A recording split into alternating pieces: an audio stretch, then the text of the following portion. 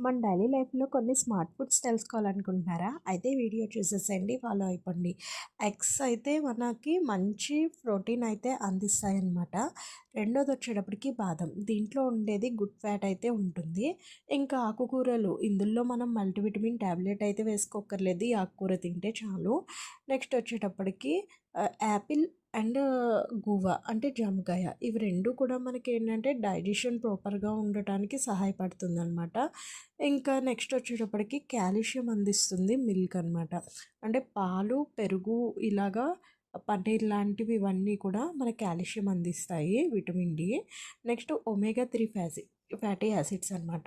ఇదైతే మనకి హార్ట్‌కి చాలా మంచిదనమాట. ఈ ఒమేగా తీసుకుంటే. దీనివల్ల మనకి హార్ట్ అయితే చాలా హెల్తీగా ఉంటుంది. అండ్ బ్రెయిన్ షార్ప్‌నెస్ అయితే చాలా బావుంటుంది. ఇంకా ఫైనల్ వచ్చేటప్పటికి వాటర్ అనమాట. ఇది ఖచ్చితంగా మనకి స్మార్ట్ ఫుడ్ అనే చెప్పుకోవాలి.